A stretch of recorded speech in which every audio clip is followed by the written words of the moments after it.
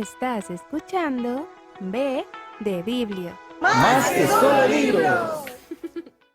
Bibliotecas Nacionales, guardianes del patrimonio cultural. Buenos días, mi nombre es Gordon Ugalde. Buenos días, mi nombre es Gina Tavia y esto es B de Biblio, más que solo libros. El día de hoy tenemos a nuestra invitada, Rocío Cáceres Aguilar. Ella es maestra en estudios antropológicos de México por la Universidad de las Américas Puebla, 2006. Es licenciada en Humanidades con especialidad en Bibliotecología por la misma institución. En su trayectoria académica y profesional, está a cargo de la elaboración de catálogos de bibliotecas de fondo antiguo y contemporáneo en instituciones educativas y eclesiásticas, coordinación del proyecto Biblioteca Franciscana de la Universidad de las Américas de Puebla y la Provincia Franciscana del Santo Evangelio de México, jefatura de servicios bibliotecarios de la Biblioteca Carol Wojtyla de la Universidad Popular Autónoma del Estado de Puebla, dirección de las salas especiales de bibliografía y mapoteca en la Biblioteca Nacional de México y actual jefa del Departamento de Adquisición de la Biblioteca Nacional de México. Y si quiere, bueno, agradecerle nuevamente por ese espacio, por estar con nosotros este día y podemos empezar con las preguntas. Bueno, bienvenida. Gracias. Y ahora tenemos como unas preguntas relacionadas a la experiencia que tienes como tal como profesional de bibliotecología. Y para empezar quizá un poquito sería que, ¿cuál es la diferencia entre una biblioteca pública y una biblioteca nacional? Nacional, claro que sí. Bueno, antes que nada, muchas gracias por la invitación. Estoy encantada de estar aquí en la Universidad Nacional de Costa Rica con ustedes, estudiantes. Es muy motivante estar aquí.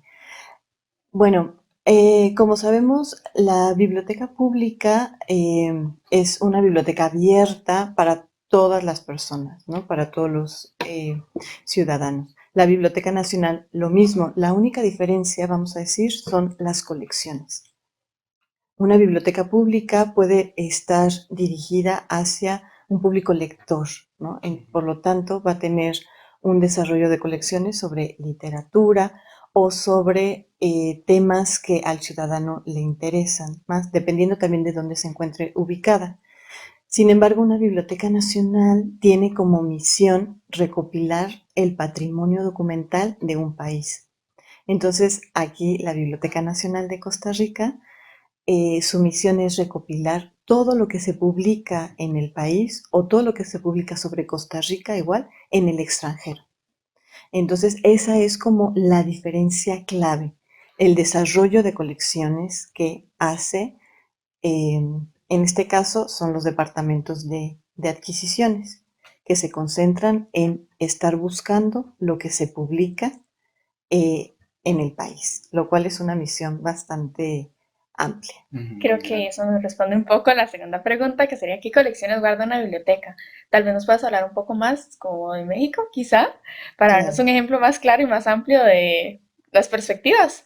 Claro que sí. Bueno, las bibliotecas nacionales tienen una gran historia. En este caso, la Biblioteca Nacional de México en el 2017 cumplió 150 años de su fundación. Entonces, a partir de ahí, la idea fue recopilar todo el patrimonio documental, ¿no?, que se había estado publicando hasta la fecha. En este caso, la Biblioteca Nacional de México recuperó todos los libros que le llamamos fondo de origen, ¿no? Que cómo fueron las colecciones base con las cuales empezó la Biblioteca Nacional. En este caso, hubo una ley de desamortización de las leyes eclesiásticas que quitaron el control en el siglo XIX a la Iglesia, porque la Iglesia católica era la que llevaba la batuta de la educación en nuestros países. Sí. Entonces, todas estas bibliotecas eclesiásticas con esta ley, vamos a decir, se les expropiaron esas bibliotecas, y ese es el fondo de origen, ¿no?, de estas bibliotecas que llevan desde el siglo XVI hasta el siglo XIX, cronológicamente hablando. Posteriormente, colecciones del siglo XIX, que también es histórico, y pues a partir del siglo XX, todo lo que se publica.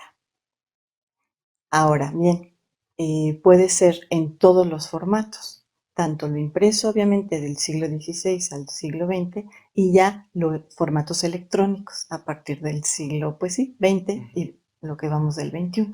Y con respecto a estos patrimonios que ustedes recuperaron de la iglesia, específicamente, ¿qué nos podría comentar que puede tener la Biblioteca Nacional? Claro, es un gran fondo de origen. Ujú, Em, Estamos hablando de muchas bibliotecas conventuales y también de bibliotecas diocesanas. Entonces, para empezar, tenemos nuestros primeros libros impresos ujú, del siglo XVI. Entonces, la imprenta llega a América, ¿no? A México en 1539, a través de Fray Juan de Zumárraga, de los franciscanos. Entonces, a partir de ahí se empieza como a imprimir con una idea de adoctrinar, ujú. ¿no?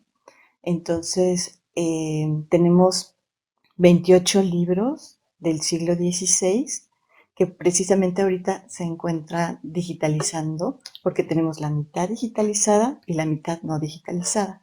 Entonces estamos teniendo este proyecto de digitalización de esos materiales. Entonces para nosotros es riquísimo contar con nuestros primeros impresos del siglo XVI y aún así sigue el siglo XVII, XVIII, ¿no?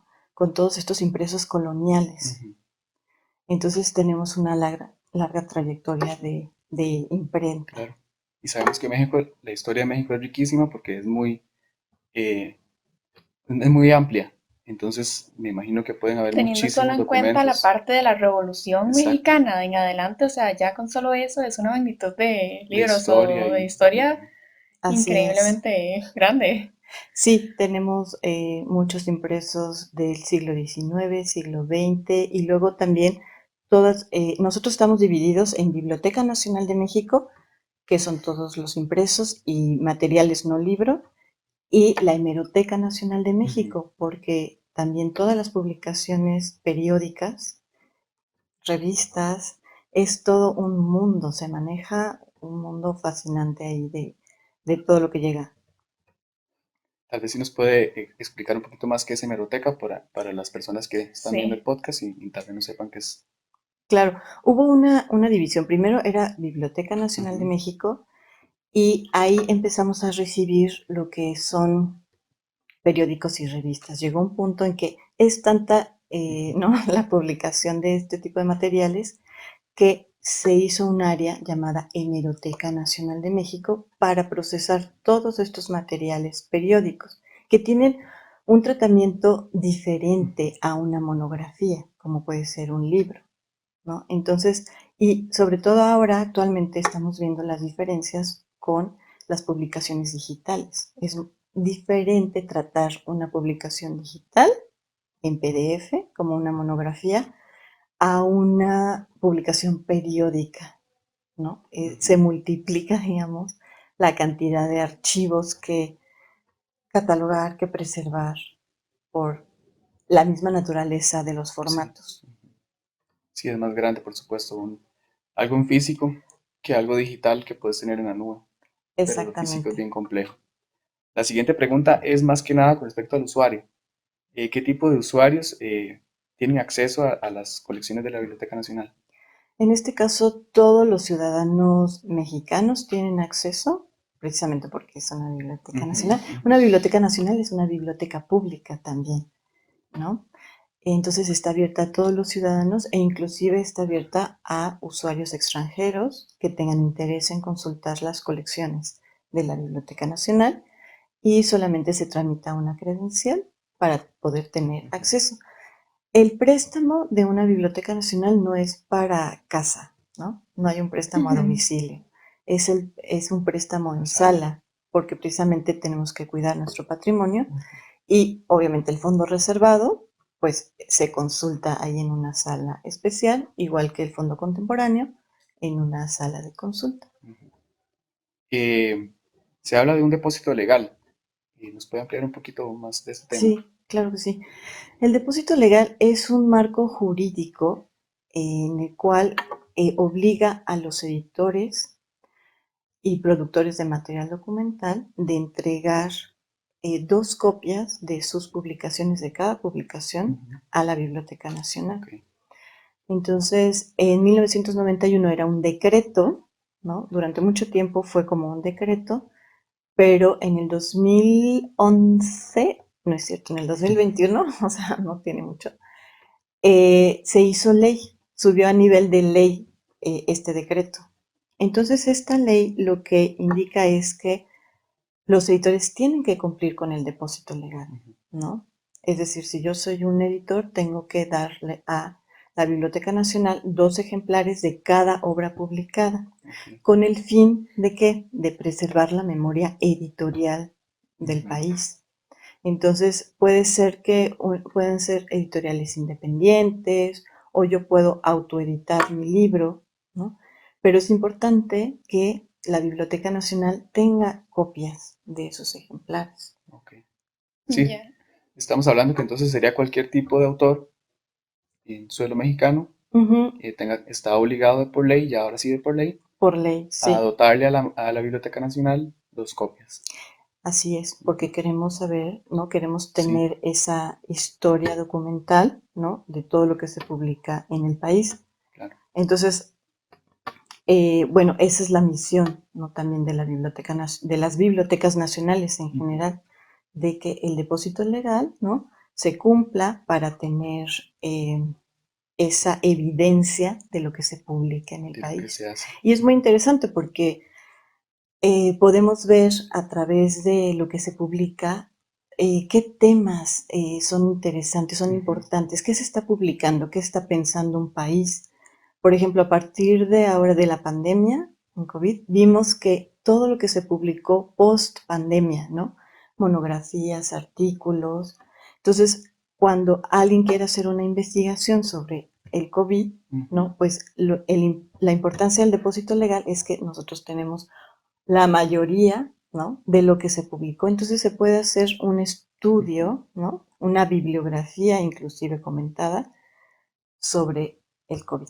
Claro, y estamos pensando a futuro, porque las publicaciones de hoy van a ser la base de La muchas base de cosas muchas al investigaciones futuro. futuras. Y en esto nos centra Exactamente. otra duda totalmente, que es cómo se maneja el depósito legal, pero de manera digital, Claro. como tal, porque ahorita estamos hablando de lo físico, de copias y demás, pero para un futuro va a ser más fácil el acceso desde la nube, como decía mi compañero. Claro. Esta ley del 2021, de la Ley General de Bibliotecas, incluye ahora lo publicado digitalmente, lo cual es también una obligación de los editores, ¿no? Entregar lo que publican electrónicamente o digitalmente, y a la vez es una responsabilidad de las bibliotecas nacionales, en este caso de México, recibir y procesar todos estos materiales digitalmente. Es un gran reto, porque puede ser sencillo, Suena sencillo. pero es inclusive más complicado que lo físico. Sí, de hecho, es más complicado por la parte de que no tenemos un filtro como tal de momento que nos diga que sí y que no. Exactamente, recibimos materiales sobre todo en publicaciones monográficas en PDF, en EPUB, pero también podemos recibir videos, audios. Entonces la gama de los archivos, del tipo de archivos, se va ampliando.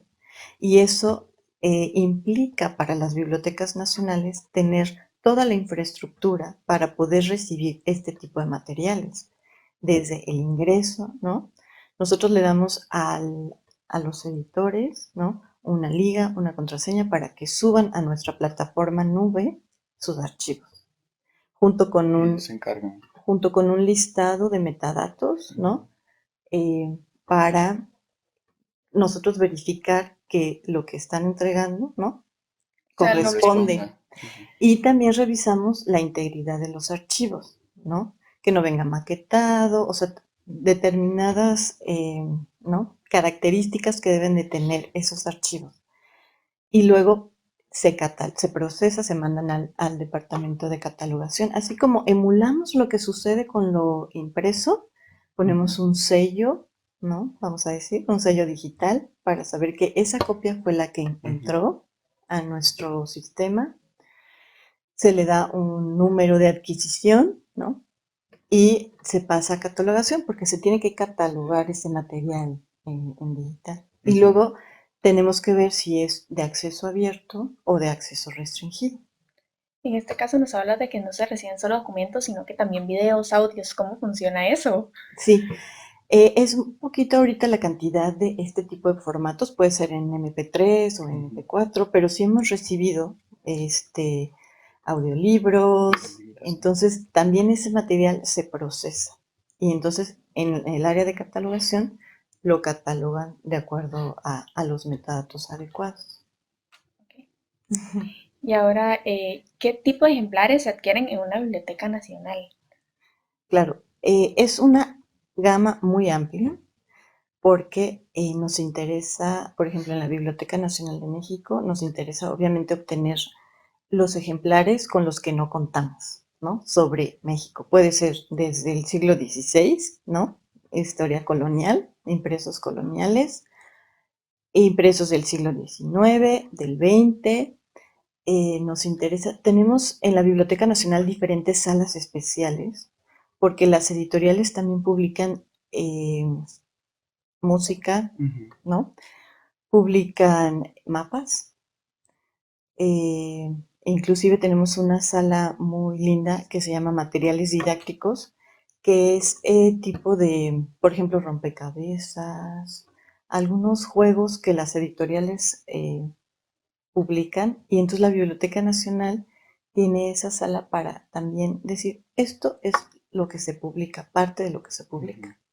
Entonces, para estudios sobre los juegos mexicanos, ¿no? Sobre qué es lo que estaban estudiando los niños en determinada edad. O sea, se puede reconstruir a través de este tipo de formatos, que uno pensaría que es como efímero, ¿no?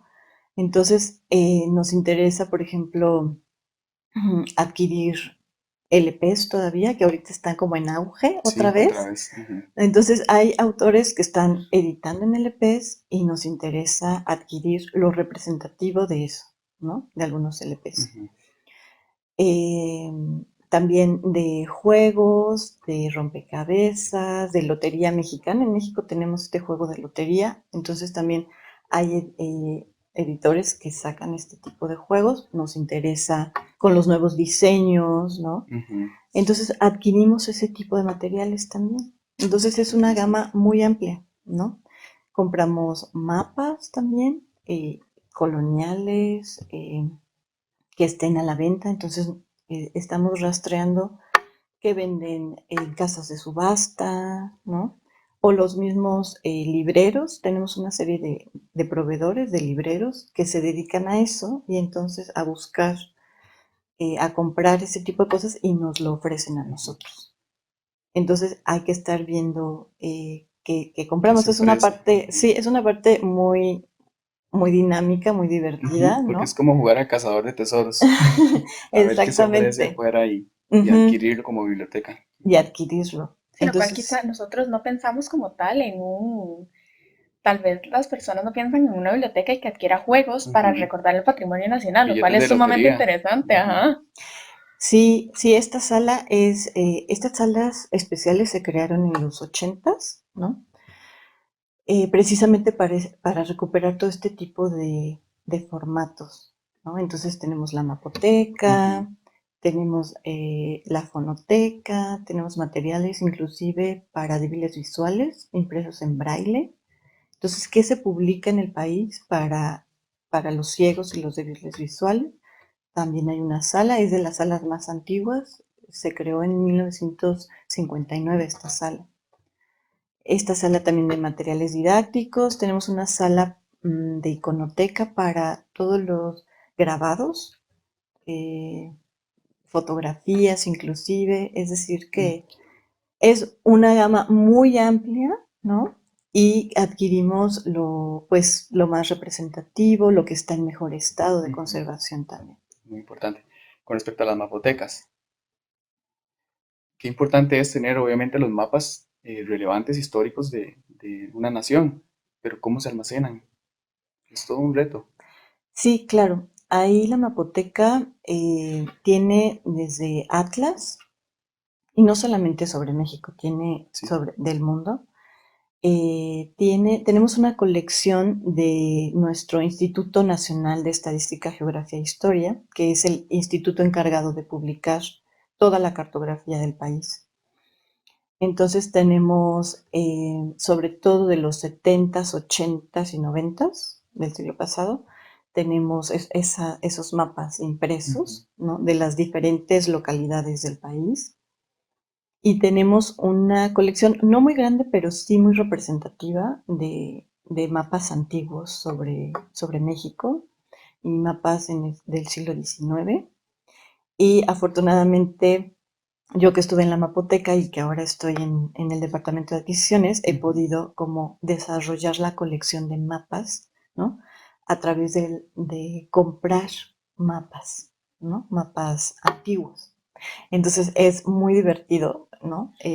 Porque siempre los mapas nos atraen, Sí. ¿no? O sea, visualmente es como, ¡ah! A ver, ¿dónde está Exacto. mi ¿Qué ciudad, mi había? ¿Cómo ha país? cambiado? Sí.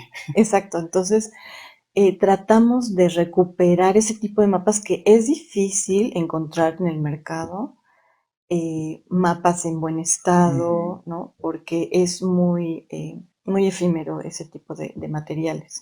Sí, porque uno tiende a guardar un mapa, como se lo dan a uno así doblado, en O no lo sé doblan o cuántos. lo hacen así un rollito y lo Sí, guardan. también un rollito. Exacto. Entonces, imagino que un patrimonio, un documento histórico de un mapa, No tiene la misma no, manera de conservarse, porque no se obviamente puede se daña el guardar. papel si se hace de esa manera.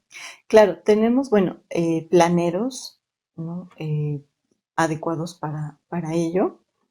Y también tenemos la ventaja que tenemos un departamento de conservación y restauración, que aunque no, o sea, es demasiada la cantidad de materiales que necesitan, ¿no? Pasar por ahí.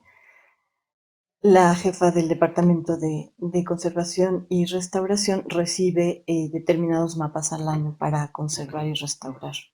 Entonces se les da ahí el tratamiento y regresan a la mapoteca para ser guardados ya en plano, ¿no? Si están en rollito, otra Sí. vez vuelven al plano, A su origen. a su origen, y se guarda en los planeros. Ok, sí. Ok, tenemos una pregunta, pero voy a leer un pequeño párrafo de un artículo que usted publicó junto a Ramona Pérez Ah, sí. y Alejandra Odor. Ujú. Y el pequeño extracto dice, se han estabilizado distintos mapas de gran formato, que era lo que estábamos hablando, especialmente la Ciudad de México por ser los más consultados. Otras características del trabajo realizado durante los últimos años, encaminado hacia la conservación a largo plazo de los materiales estabilizados, ha sido su digitalización, llevado a cabo por el personal del Departamento de Preservación y Reprografía de la Hemeroteca Nacional de México. La reproducción digital de los mapas, especialmente de los de gran formato, favorece su consulta y conservación al reducir necesidad de manipularlos. Esto es lo que yo quiero resaltar. Desde su punto de vista, la importancia de la digitalización de este tipo de documentos históricos. Sí, claro. Bueno, debo decir que una vez que estos materiales están ya restaurados, ¿no? Se pueden consultar. O sea, no está prohibida su No consulta. es que estén ahí bajo candado y... No, Que no se Ok. puedan tocar directamente. exacto. O sea, y sobre todo los más antiguos son los que mejor conservados están porque el papel es mejor, es de una calidad mejor que los de, a lo Más mejor, algodón. los del siglo XX, ¿no? Entonces, si un usuario quiere consultar y verlo físicamente, lo puede hacer en la sala mapoteca. No se le prohíbe la consulta, ¿no? Porque está disponible, a menos que sea así una cosa gravísima y que de plano no se pueda ver, pues ahí se habla con el usuario. Pero realmente estos materiales que están en el catálogo, en teoría, se pueden consultar, ¿no? En Entonces, físico. en físico, los digitalizamos, sí, porque es importante también tener, pues, en otro formato, ¿no? Sobre todo para la consulta en línea de los materiales, ¿no? Entonces, junto a la ficha catalográfica, ¿no? Se puede anexar la imagen digitalizada y los usuarios que no puedan ir físicamente lo pueden consultar, lo podrían consultar a través del catálogo. Entonces, en ese sentido, es una gran responsabilidad también la digitalización. No quiere decir que, ya digitalizamos y el físico, pues ya lo podemos hacer otra vez rollito, ¿no? Sino que va a la par también, porque para preservar el ejemplar digital también es importante, ¿no? Y ahora por esta parte, ¿cómo es trabajar como tal ya los mapas digitales? Porque tenemos en cuenta que ya trabajarlos en físico es difícil porque Ujú. son frágiles, son antiguos, pueden pasarles cualquier cosa, pero ya pasamos a el digital y cómo es este proceso de cambio. Claro, el INEGI, que es nuestro instituto que elabora toda la cartografía digital, a partir del 2021 de esta Ley General de Bibliotecas, nos hizo el depósito de toda su cartografía digital retrospectiva, inclusive, ¿no? Para que la Biblioteca Nacional resguardara una copia de todo lo digital. Entonces estamos hablando de miles de archivos, ¿no? Ujú. Eh, que se pueden consultar tanto en la página del INEGI, ¿no? Como con nosotros, que se está haciendo, digamos, la homologación de los metadatos que nos da el INEGI para subirlo con la versión digital. Entonces, aún estamos trabajando en ello Sí, porque son muy muchos laborioso. archivos, ajá, muchos archivos, y la idea es que se puedan consultar en las dos páginas. Ok, y ya vamos para ir un poquito cerrando el tema. En Costa Rica, la restauración de documentos históricos suele considerarse más una técnica que una profesión académica reconocida. Ahí ya vemos un poco el cambio que tenemos. Ujú. ¿Cómo se aborda el tema en México? Y especialmente desde desde instituciones, perdón, como bibliotecas nacionales. Claro, es toda una área académica en México porque son tareas de alta Sí, especialidad y de mucho cuidado. y de mucho cuidado. Entonces, inclusive mm, hay que estarse actualizando constantemente de las nuevas técnicas Ujú. que hay para preservar documentos. Y lo podemos ver en las bibliotecas nacionales como ha sido un libro tratado, no sé, en los 70s y un Sí, libro tratado actualmente. Y se ve la diferencia, ¿no? Podemos decir, híjole, qué horror lo que hicieron en los 70, pero era lo porque que había. era lo que había y era lo Exacto. que se usaba, ¿no? Sí, Inclusive lavar el libro, o sea, ¿no? Que las conservadoras pueden decir, esto ya sí. no, por favor. Ahora lo que se hace es la menor intervención o con elementos que se puedan eliminar fácilmente, ¿no? Ok, por eso es que decías que buscaban los documentos o los libros, en este caso, que estuvieran en mejor estado, para tener la menor intervención en los... Sí, y porque a la institución le cuesta más, ¿no? Adquirir un material en mal estado, porque todo lo que implica, ¿no? Ujú. Conservar materiales, Claro. personal.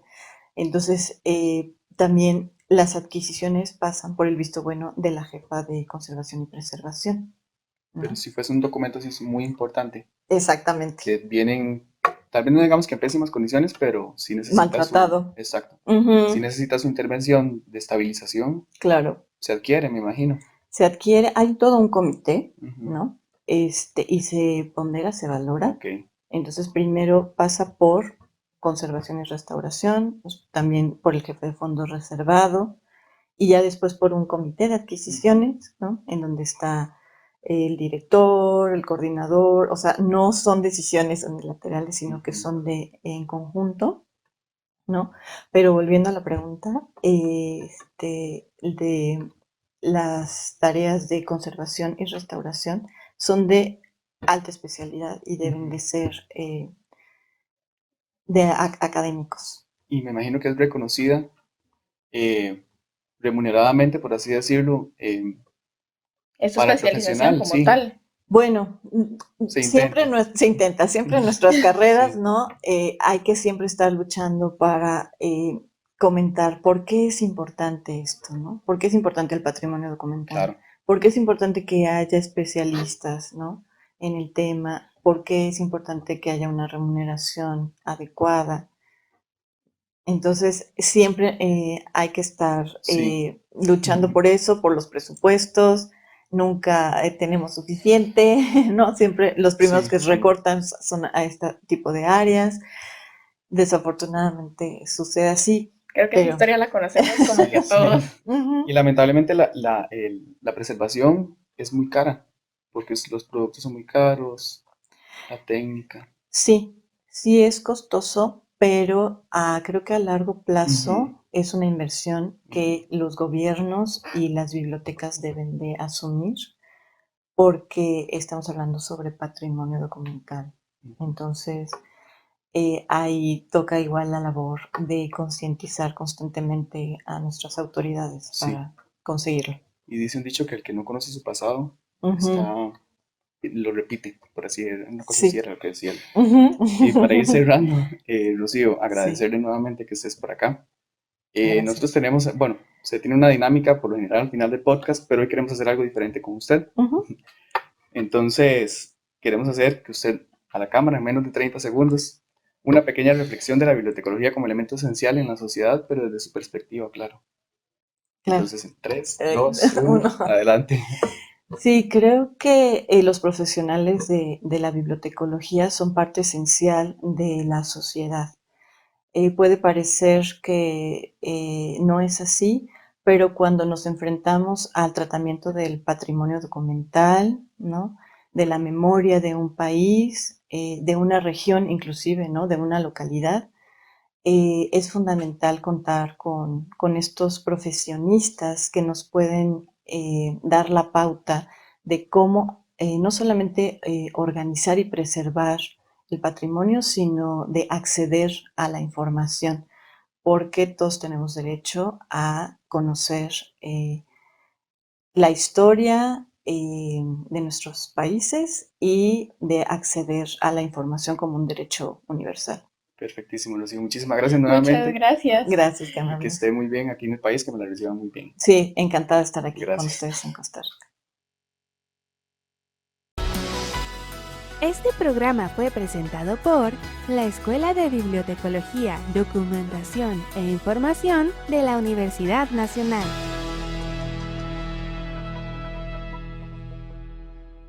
Biblio, más que solo libros. Goodbye.